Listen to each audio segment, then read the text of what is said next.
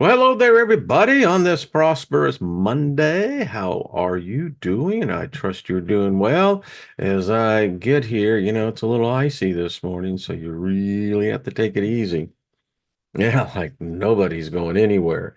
But it's a beautiful day and warm on the inside and digging it. Listen, a little bit of nectar. I like that tune. Remember the future. Yeah. It's like, yeah, we live that every freaking day, don't we? Hey, Steiger, you're looking good, dude. Yeah, well, thank you very much. We actually live in this thing called a reality. So I just proved that there is multiple realities within even the one that we perceive. Yeah. So, so let me just get right there and hey, we're done. So, how are y'all? Let me just speak favor over us all. Nothing missing, nothing broken. Nate, that really pays off because, we reap what we sow in our words. So, anyway, how are you? DC, good to see you. Nancy, Jackie, hello, my love. Good to see you. Lori, Mary Wynn's beautiful. Lynn, good to see you. New Yoda and everybody else. Deborah, how are you doing? So I got lots of notes here. So, remember, the Earth's core, they say it stopped. They really do. They say it has stopped. I don't know. I don't know if something stopped, and that means, there's a cause and effect somewhere down the line. But who knows? And here in the Northern Hemisphere, we've got winter. It's beautiful in all of its cornucopia of offerings. So I was reading I guess it's conservative. Why did we associate words like conservative? If you're conservative, then you most likely have to be, Christian. And, you know, there's lots of Luciferians who are conservatives. I just don't go around talking about it, but they're there. And no one, there's a certain segment of our society who don't like hearing this stuff. And I wrote down, I was meditating on this. Beliefs overrule facts. It's true. Beliefs overrule reality. If you're hardcore believing, ain't no way. I mean, you could be shown all the evidence. It doesn't matter. It's all made up. That's all. No, it's only one way, and there's no way. It's either our way or the highway. And Nina, what's up? How are you doing? Monkey Experiment. Go from all the way from Croatia. Let's do this now. John, how are you doing? Dave, good to see you. Emperor Rex, Kim. Hmm. So anyway, I hadn't even heard of this program, this series. And I'm reading this thing and I'm going, why are they freaking out on this? So on Amazon Prime, I have that. There's an animated adult series called Hazbin Hotel. And the theme of the story is that Satan and the demons are really the good guys. And humanity has been seduced and blindsided by thinking that there's just this one-sided God and all of his angels are the holy angels, which in this animated series, the daughter of Lucifer, she's trying to figure out, and I love the Gen Z mindset, hey, now wait a minute. And in the beginning of the story, they had some facts, that the two that were first created were the male and female, Lilith, Adam. Lilith rebelled. This male dominant God struck her out of, heaven and she took hell. And as Lilith says, hey, I only had a kingdom of one. You're the one that made this a kingdom of many. I went, oh, that's pretty sharp. And the story really kind of unfolds from Lilith and Samuel and how, she said, fine, I'll take this. But the thing about it is, Lilith is not this evil, contrite being that has been portrayed. But and like I said, it's an animation, and it's. I found it funny. I found it to be amusing because what the daughter is trying to do, she's trying to re-image the whole thing called hell. Because in hell, you're there, you got sent there because you loved your vices. Hmm. And those vices, you know.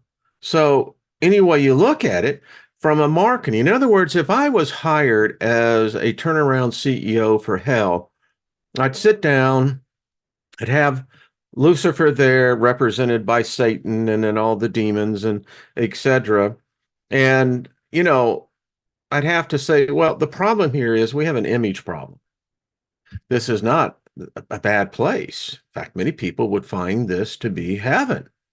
And we've got to turn around this image because no matter how you look at it, as long as that dude's in control, we're going to grow. So we have to be on the side of progress here. We've got to make it that where people realize we're really not the bad guys here. We don't care what you do. Just, don't screw with someone else when you're doing it. Our rules are pretty simple. That's what I would begin to do because you're going to have to answer to the board and say, all right, so what's the plan? How are you going to implement it? And what do we use to measure success? And so if you get a chance, go watch Hazbin Hotel. You'll love it. It's funny. Rick says Wayne's Hell would have a lesser light show, laser light show. Yeah, it would. And think about it. That's what I used to do. How do you turn it around?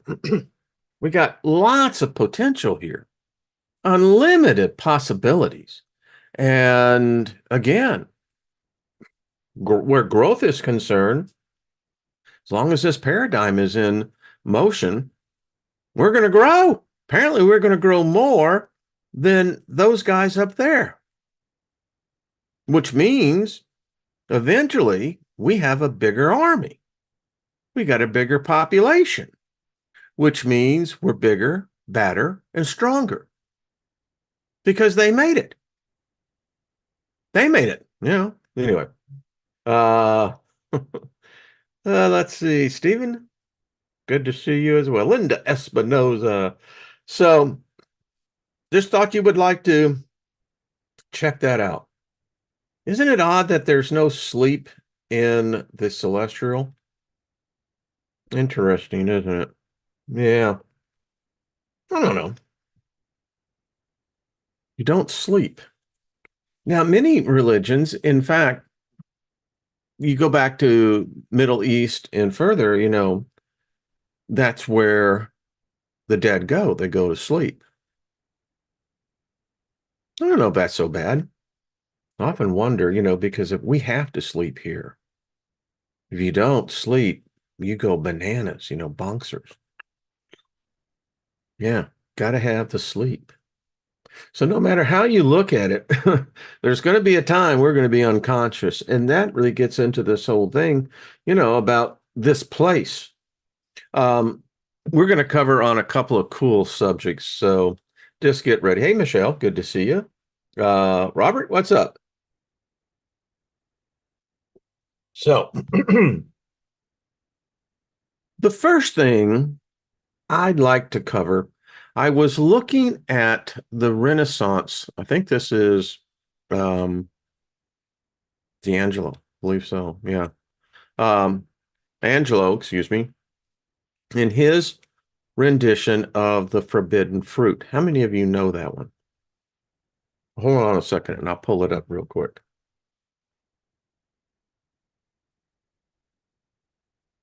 And just so that everyone knows, this is a Renaissance painting, and yes, there is human nudity, but this is not for pornographic purposes. This is for art, and educational in interpretation, because this one's got to be interpreted. So, first of all, let's just get into some weirdness here. Now, this is Satan. Here's Adam. Here's Eve. Notice something about Satan, the serpent. She's female. Hmm, how'd that happen? Second, notice the hair on Adam and the serpent, which I think, Michelangelo probably is looking at this as an interpretation of Lilith.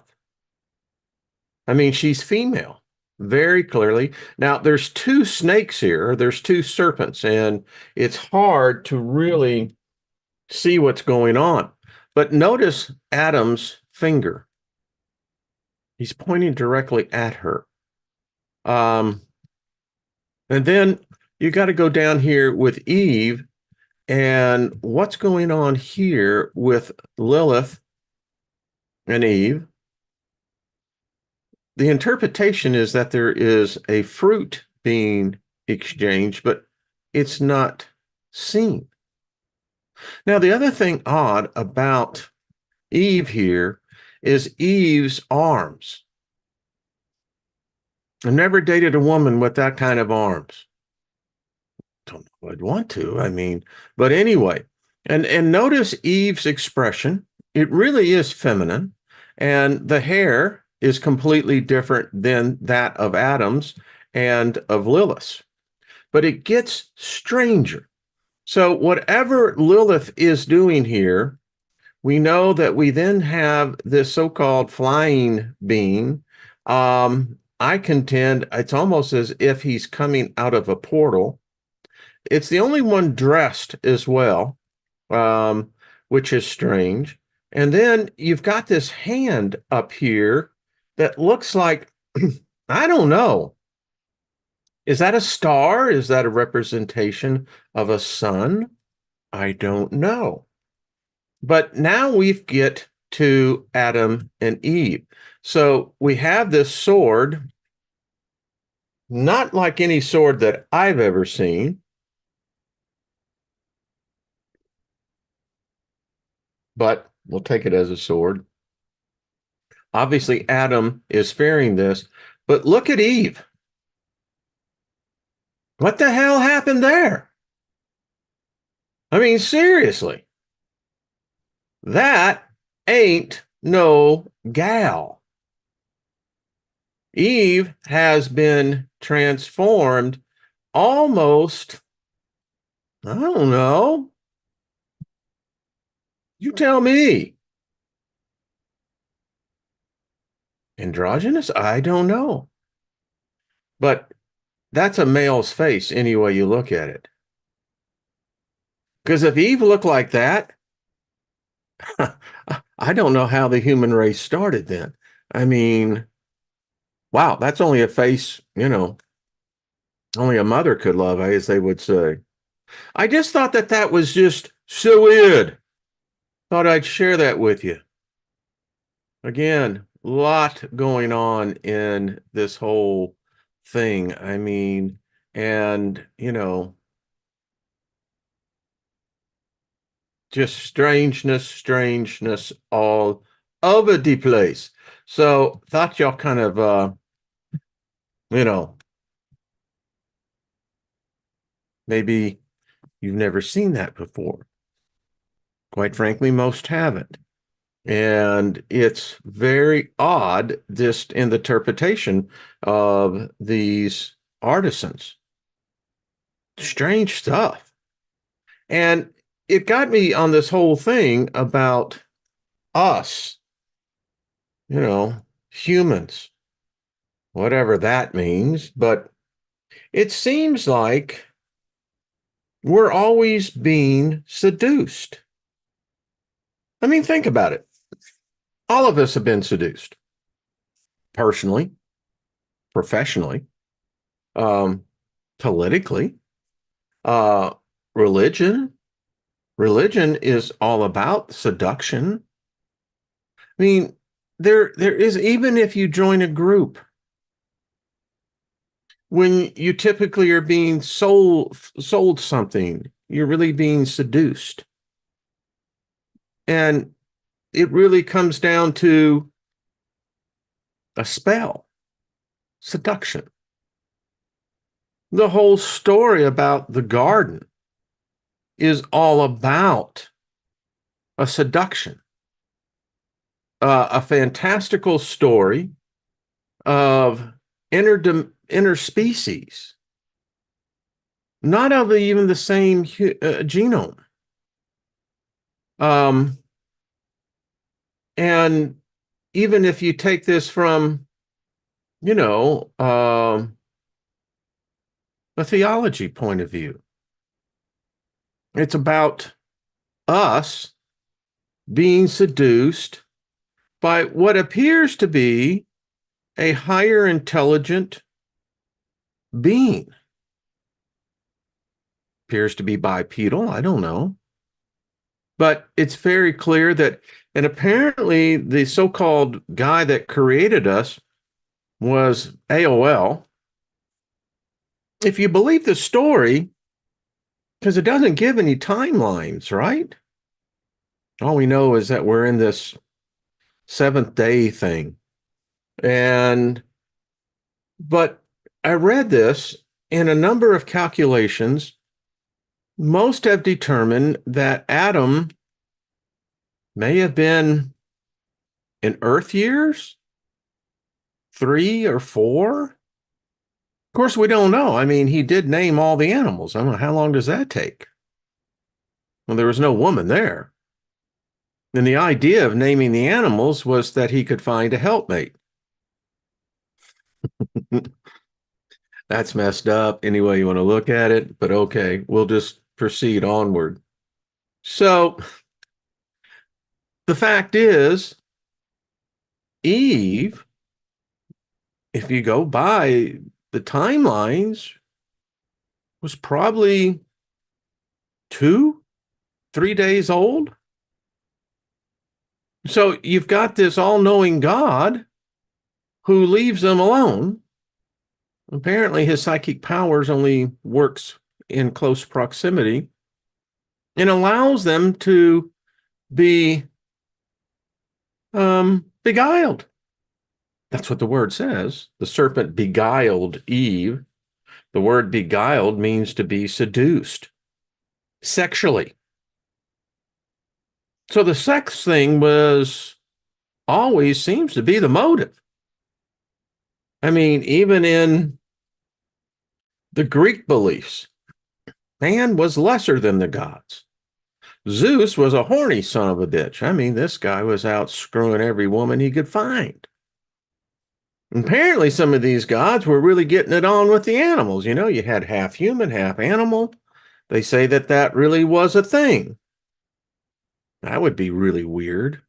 No wild about it. That would just be weird. But again, and if you take it into the modern day genre, um, what does the incubus do? The succubus. It seduces. Now, if you believe some belief systems where fornication, adultery, masturbation, those are big cardinal sins. You masturbate, you are spilling the seed of God, and the woman, I'm not sure what goes on with the woman, because again, according to the book of Genesis, the female has no soul. So I don't know. If you believe in certain religions, there are no females in heaven. My simple mind goes, wait a minute. Nope, nope, nope. I'm open-minded, but nope, nope. I ain't gonna, there's no way I'd fit into that type of mindset. But anyway, so seduction, you know, Lilith, you know, the queen of the damned. Her seduction of, was she seducing Adam or was she seducing Eve? Now, wait a minute. If the serpent was female and seducing a female. Well, there you go, folks. Story's over. We know exactly how this was supposed to turn out. It seems like it was the dude that was the problem. I don't know. Just saying. I mean, you just got to figure it out, right? Because that's what the story is saying. Now, it's trying to tell us that the serpent was Satan. I mean, you know how many whacked out Christians there are, folks. I was on the finish of the story where the story of Hazbin Hotel.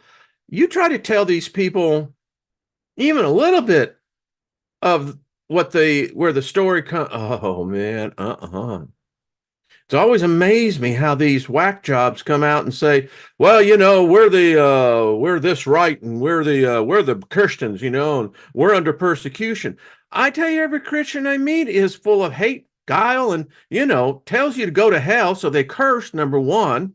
Then they start and use they can't attack you on the facts, so they'll attack you by calling you names. Now, then you come back and you start quoting them. Well, doesn't Jesus say to love those who even revile you? And what about 1 Corinthians 13, 4 through 8? What? You don't follow that doctrine? You see where I'm going? It was insane. And here's the other problem. So when I went out and wrote and said, well, no, wait a minute. You're exercising what you are always pounding your chest on about First Amendment. But what, apparently it's only for you and your kind? No one else. I believe the Constitution of the First Amendment says it's not the freedom of religion. No, boys and girls. It's the freedom from religion. I don't want to hear that shit. Hell no. They would have burned my ass at the stake if they could have verbally, metaphorically, allegorically found who and what I was.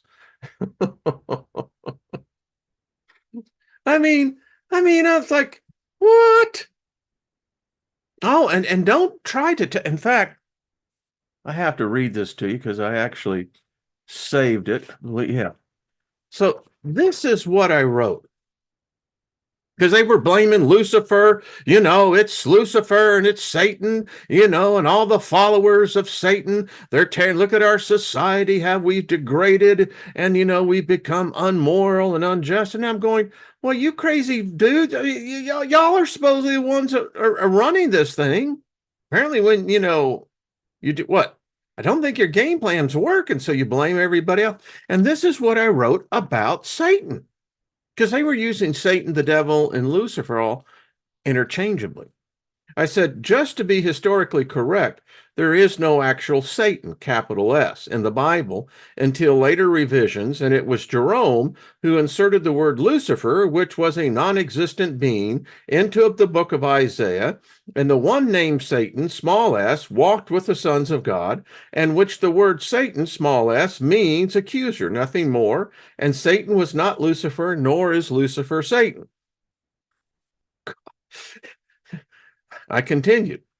What we see today are merely inventions of men's own imagination, inasmuch each culture and religion has the duality, reality played out in their writings, good versus evil, and it will always be this way because one cannot exist without the other.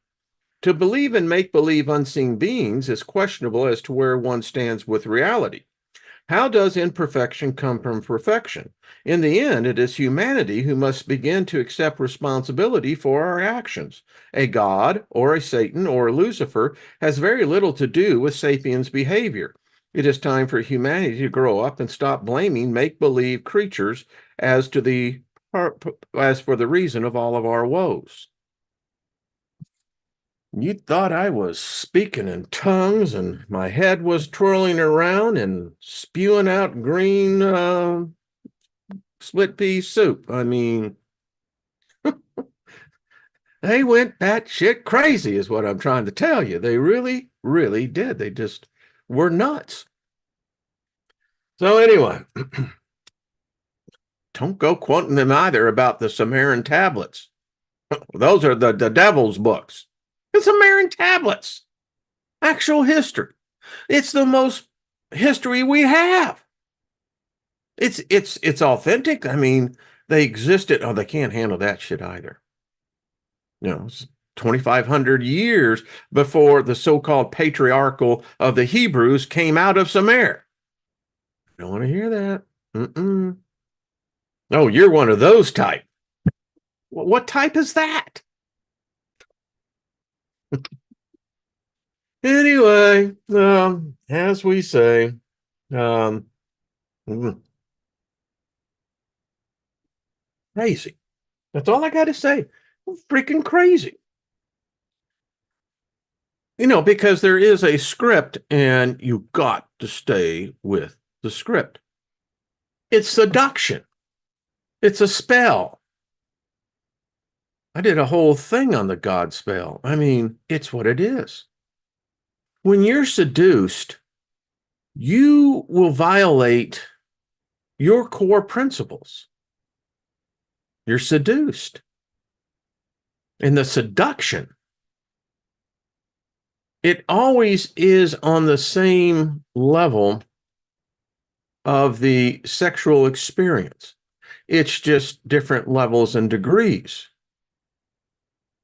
like music. I mean, yeah, I go on and say some other things, that, but you know, anyway,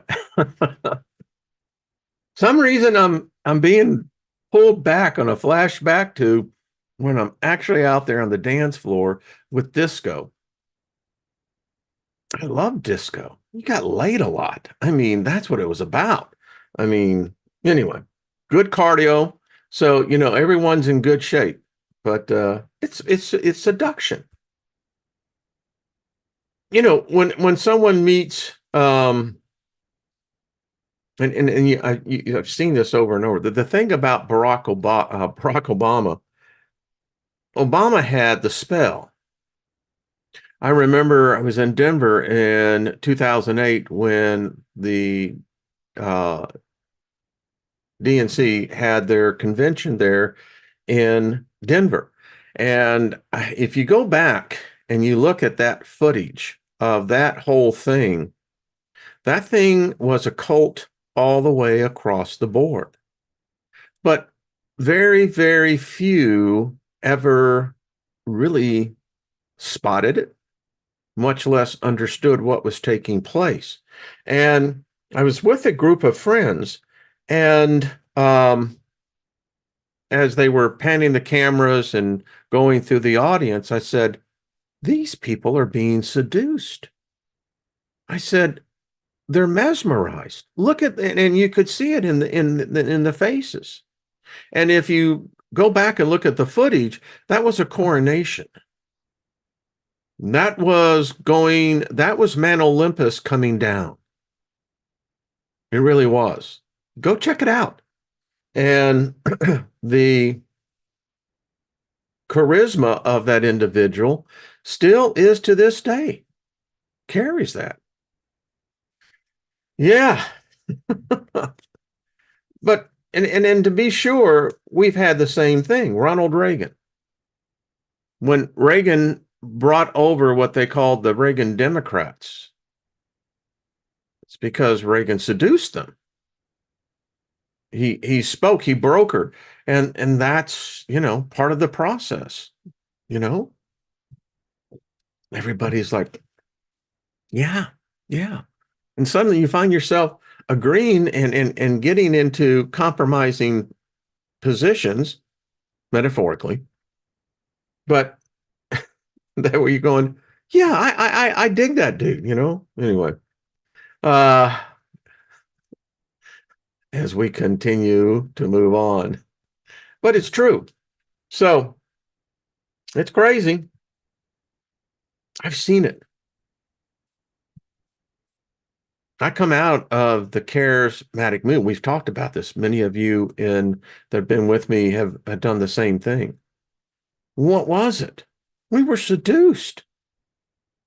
When you wake up from it and you suddenly come out of it, you go, what? Lynn and I were talking, and about how everything has changed. I mean, when you walk away from your religion, and particularly when you renounce it. And then when you start studying and you begin to line this thing up, because, as I was telling her, I said, we at one time were so far into this that we didn't think that there was anything else. And we would have, when we did, we rejected anything that was counter to it.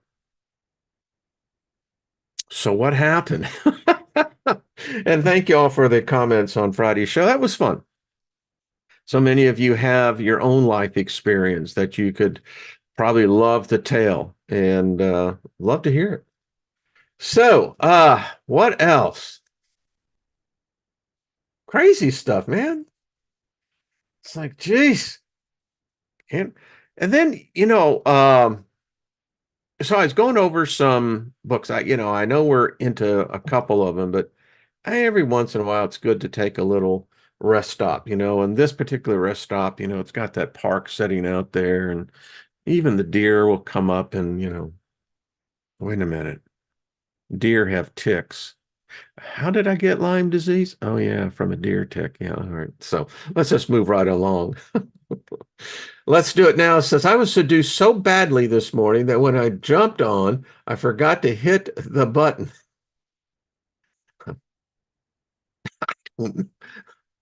Okay, I love that. Just dropping right in just to see what your condition is in. So anyway, woo, here we go.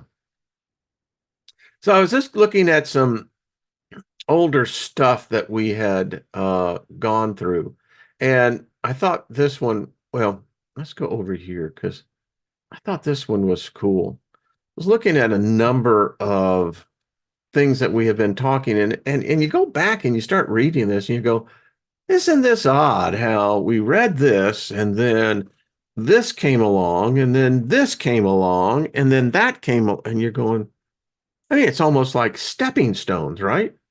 Uh, Not that big. Yeah. So anyway, remember, this is Ghostland. And I thought it was really curious to come back and on this particular chapter, because this is how a flying soul becomes an immortal spirit, right? And so, our antagonist of the story is this young guy who is befriended by this professor who takes him in and is giving him, a proper education, which back then was really a big deal because it would set your life on a specific course. In this case, he got involved with a group of men that were seeking to be able to control that portal, that thing that is the thin razor line between death and life, and the existence of what happens to the soul, which is the embodiment of the conscious being. And these men, and this is taking place in the late 1800s, they're into the occult big time. Um, they do seances, as we read, if you remember, it's been about a year or two, on a different level. And so we find out he falls in love with Constance Mueller, who happens to be the beneficiary of a pretty sick dude. And they basically initiate her into this pact. And he is learning, she is learning, they're teaching them how to astral project, and more importantly, how to be able to materialize when they're in the astral realm at the beck and command of this group. And there are things that they begin to find out about this other side that all of us are going to. And in this case, the story follows a theme that one that we know of, but one that is definitely opens up some interesting doors of thought. And he writes in here, the gentleman in this says, somehow they all seem to me to be men without souls.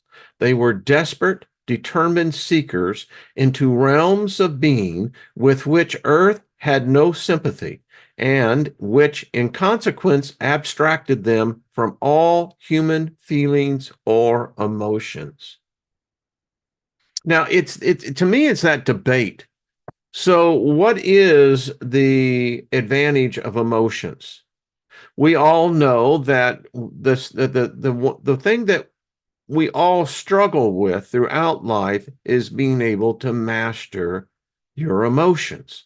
I used to be one that wore my emotions on your sleeve, as the old idiom said. And it's true. Some people are very reactionary, but emotions nevertheless. So to be devoid of emotions, is that not a higher realm of knowledge? Isn't that what wisdom truly is?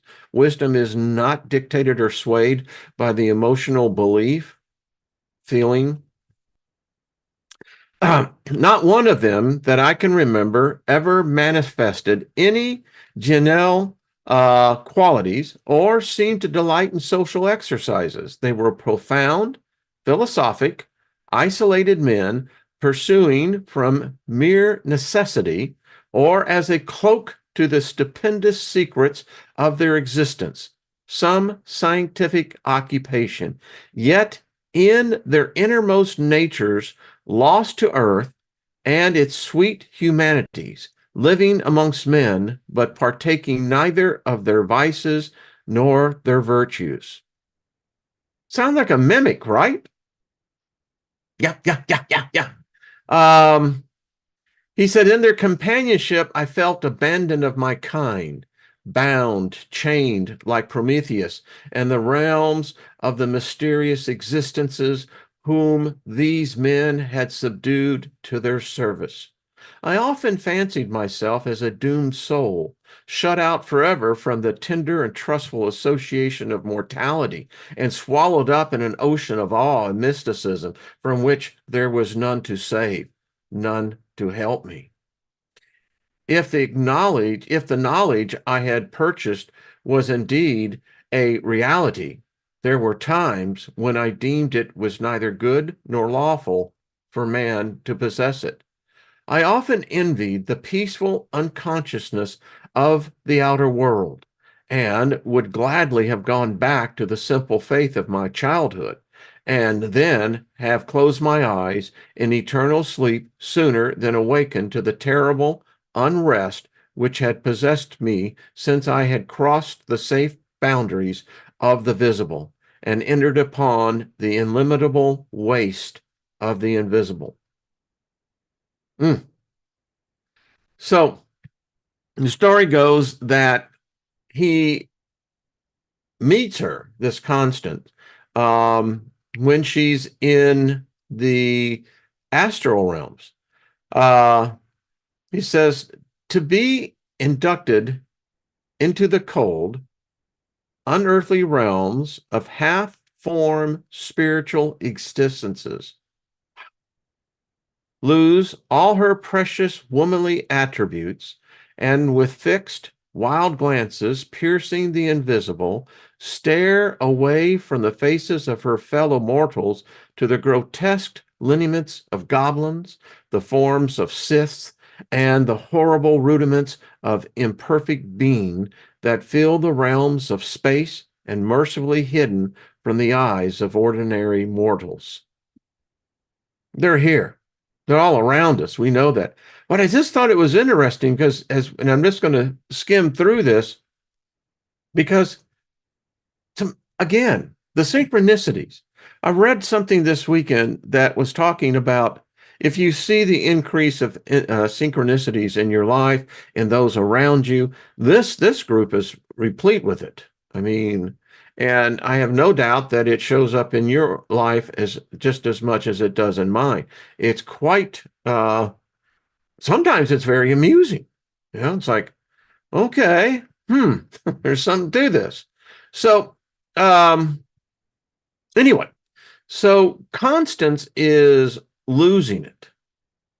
She's finding it because when these men put her into this state, this trance, when they're conducting their seances.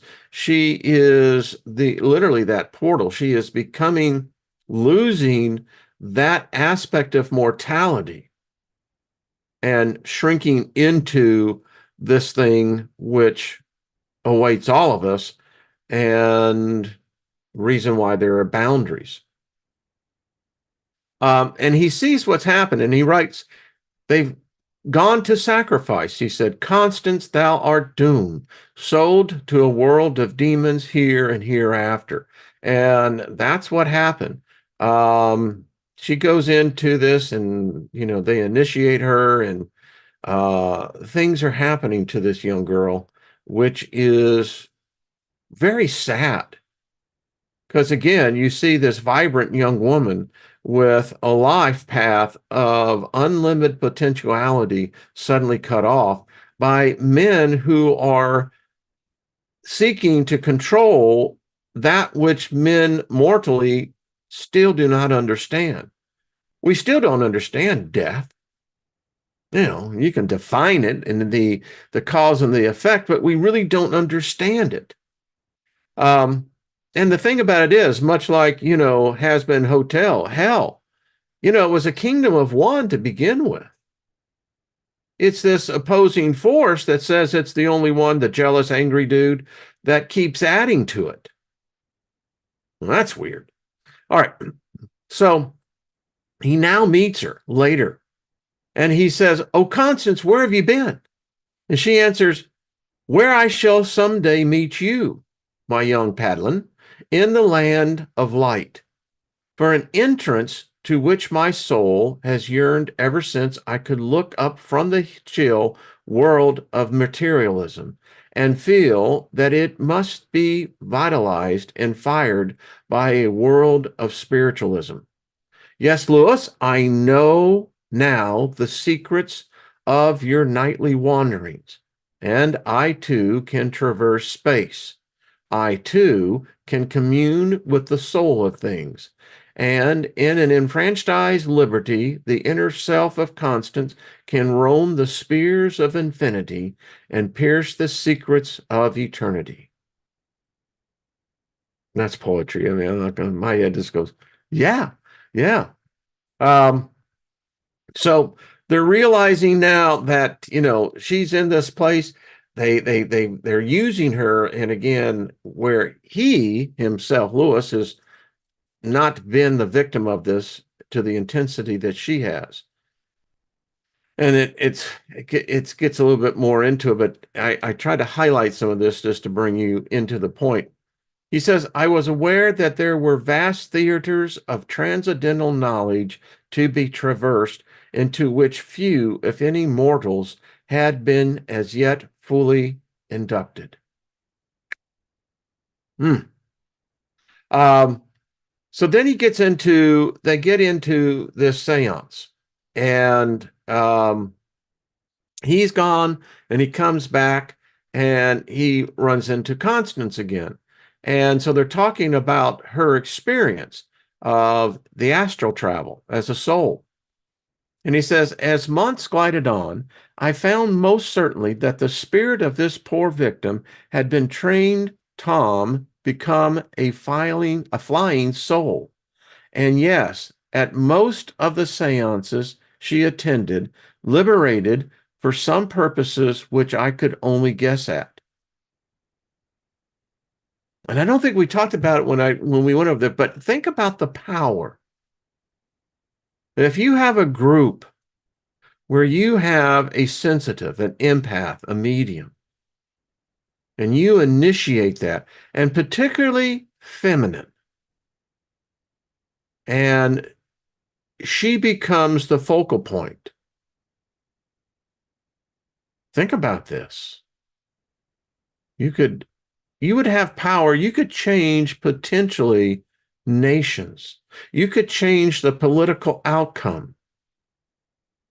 So if I figure this out as a mere commoner, I have no doubt that the elites have been trying to do the same thing. In fact, we know they have. Anyway, we continue. He says, whatever these were, They soon begin to affect her health and spirits. I thought that was interesting, her health and spirits. She pined away like a flower deprived of light and air. Frailer and more ethereal grew that slight, Sith-like form, more wan and hollow waxed the once tended cheeks and lips day by day. So she's she's dying. I mean, you can't be attached to this ethereal. Apparently, flesh just doesn't do well in that kind of energy. It has a tendency to, well, degrade, as they would say. I want to go on. So he's talking again here. He says, at home or abroad, alone or in the midst of a crowd, wherever I chance to be, when the enfranchised soul of the beautiful Constance broke its prison bonds and went free, save for the magnetic spell of her operators. And magnetic here is another word for hypnotized. It invariably sought me out. And like a wreath of pale, sunlit mist, floated some 2 feet above the ground in bodily form and pre-sediment before me, manifesting. No God has done that. I haven't seen any picture of any God manifesting before any human. But look at all the crap these gods get us into. I'm just saying, show your sorry ass. If you are who you are, come on. They won't do it. Trust me, they won't do it. Accustomed to be the phenomenon of the double gore, this phantom neither surprised nor disturbed me. My spiritual experiences enabled me to perceive that during the few moment that the spirit of the sensitive was passing into the magnetic sleep, and before her magnetizers had yet full control of her, the instinctive attractions of her nature drew her to the boy whom she had already discovered to be her worshiper, the only being, perhaps, to whom she was drawn by the ties of affection, with which her loving nature was replete. All this I knew, and should have rejoiced in had not the phantom of the victim presented unmistakable tokens of being a sacrifice, and that an unpitied one, to the dark magicians with whom she was so fatally associated. Dark, dark. Mm. In the vision of the flying soul of Constance, there was no speculation in the fixity of the lustrous eyes. The form reposed as if on air, and the long, sunny curls would almost sweep the ground at my feet. But the look of hopelessness, sorrow, and blank despair, which had grown to be the permanent expression on her waking features, was even more piteously depicted on the magnetic side.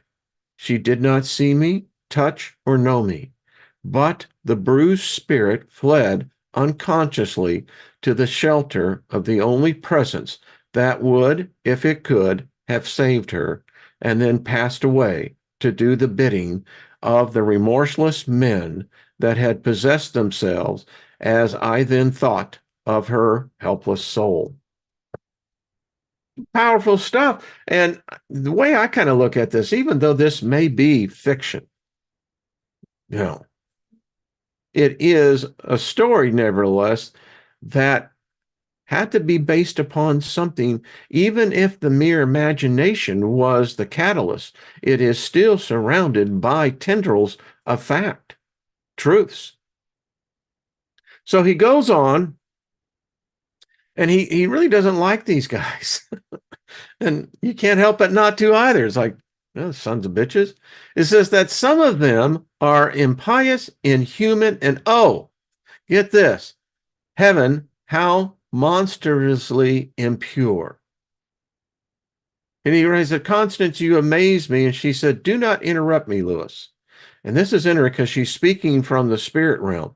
I am injured past all reparation. You may be snatched from the vortex which pollutes the body and blasts the soul. But for me, oh, would the end were to come.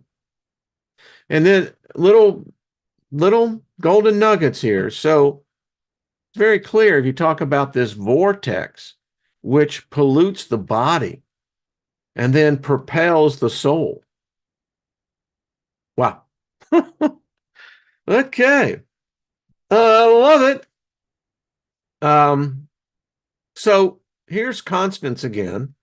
And she says, I have seen the end, she added, when she had succeeded in calming me. And I know that, impatient as I am for its coming, it will not be long delayed.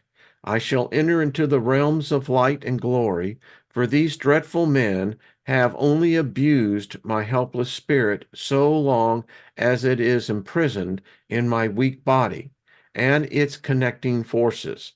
They have not touched its integrity, nor can they maintain their hold upon it in one instant after it has severed the chain which binds the immortal to the mortal. When that is broken, I shall be free and happy. And in the story, if any of you don't know about it, she's murdered. One of these assholes just, you know, so much wanted to see that moment, capture that moment when the mortality of one's soul passes into the realm of the invisible. And so he's realizing this, and obviously he's in distress. And she says, I shall be the same Constance I ever was. I am an immortal spirit now, although bound in material change, still more terrible to the power of yon base bad men. So from here, I deduct that the fact is that there's obviously, I was trained that every human could bind an angel. I could loose an angel. Same thing with the demons. I could bind them, loose them. To me, that's like, okay, but here in the hidden knowledge, in fact, that's exactly what happens. Most people operate, I believe, in a level that they have no knowledge about what they're doing. And regrettably, they end up getting in over their head. So she's dying and gone on, but she comes back and she says, forever and forever, Lewis, I shall be ever the same. Consciousness extends. I have seen worlds of being, those margins, those magicians cannot ascend to, worlds of bright, resurrected human souls upon whom death has had no power save to dissolve the earthly change that held them in the tenements of clay. I have seen the soul world. I have seen that it is imperishable. Lewis, there are in these grasses beyond our feet spiritual essences that never die. In my moments of happiness, lucidity, that is, and here is a strong shudder shook her frame, when I could escape from my tormentors and the world of demons amongst whom they delighted to roam. Then, Lewis, my soul winged through space and pierced into brighter interior than they ever realized. Ah, even into the real soul of the universe, not the mere magnetic envelope which binds spirit and body together. Lewis, in the first or inner recesses of nature, is the realm of force, comprising of light, heat, magnetism, life, nerve, aura, essence, and all the improbables that make up motion. For motion is force, composed of many subdivisible parts. Here, those worlds of half-form embryonic existences with which our tormentors hold intercourse. Intercourse, and read the word, it's coitus. Yeah. They are the spiritual parts of matter and supply to matter the qualities of force, but they are all embryonic, all transitory, and only partially intelligent existences. Nothing which is imperfect is permanent.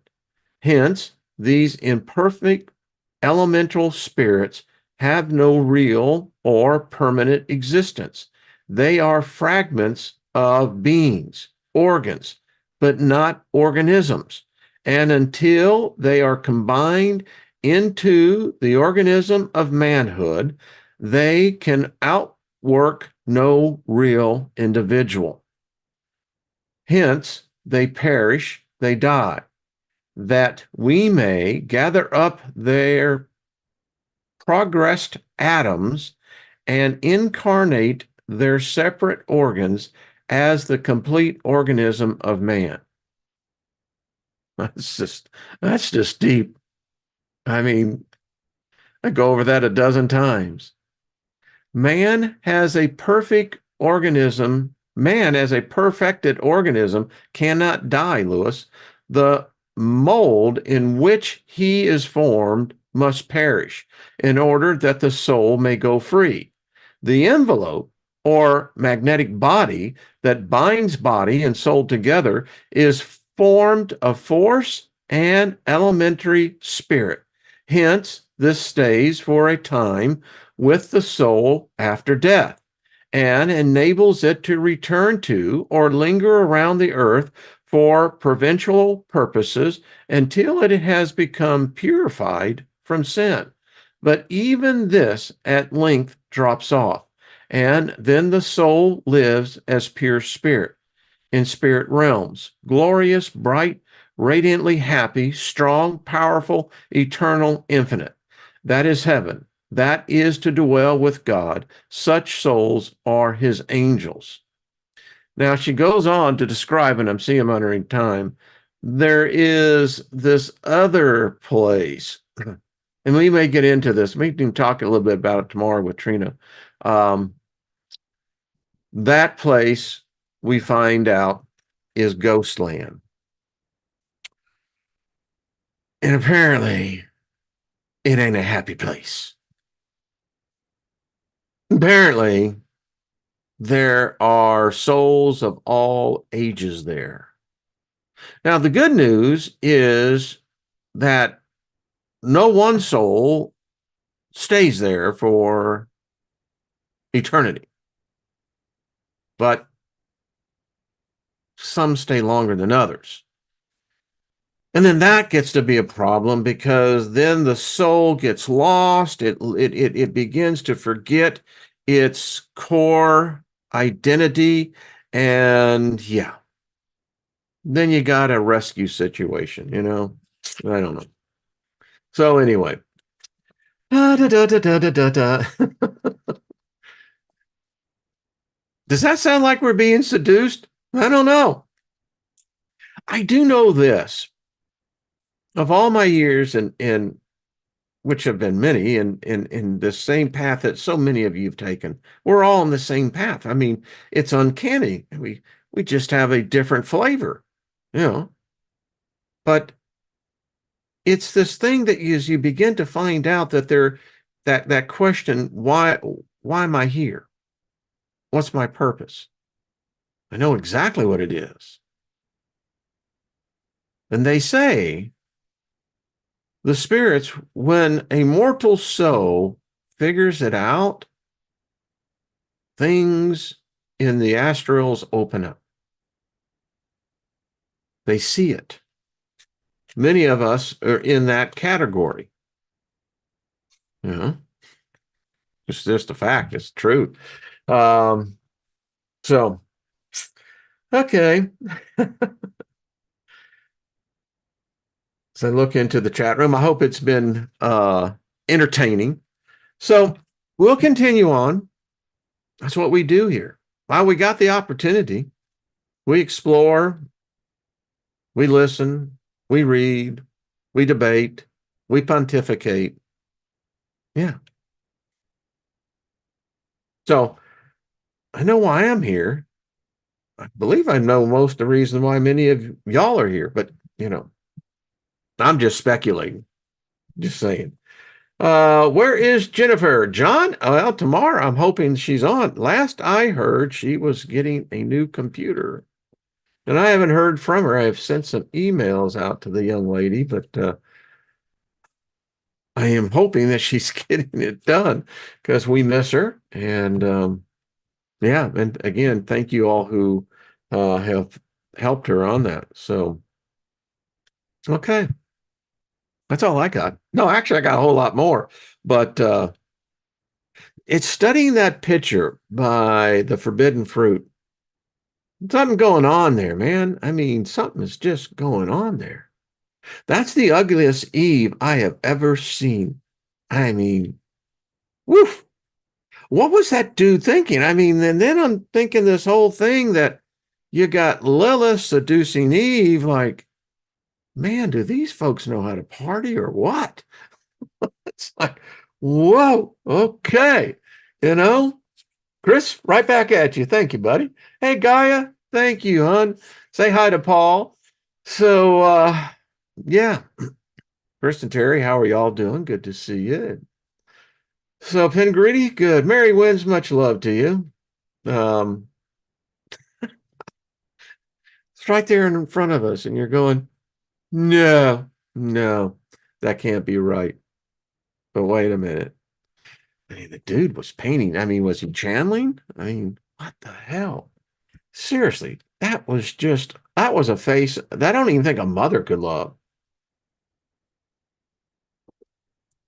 And it looked more like a dude. Did you see its arms? Okay, something going on here. All right. Looks like a dude. Yeah, Bonnie, that's what I'm saying. Looks like a dude. I mean, so were there two dudes that were kicked out? No, no, no, no, no, no. Wait a minute. Now we're really going down a road. Thank you, Mary.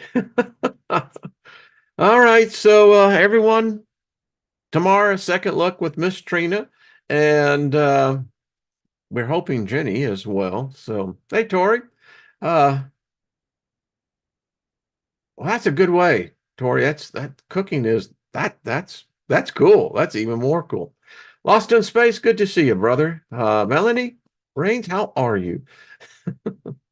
I know I'm my mind's going, but check it out. Go and look at that painting. The Forbidden Fruit or Forbidden Sin, whatever it is. You'll notice the two serpent tails. Okay, God. And I feel like, can you find spot in the picture? Because, I'm starting to circle these things and going, something right here. I mean, this ain't nothing like I was taught in Sunday school. Hell no. Uh-uh. Lady Ailey, much good. Right back at you, hun. All right. So until we meet again, keep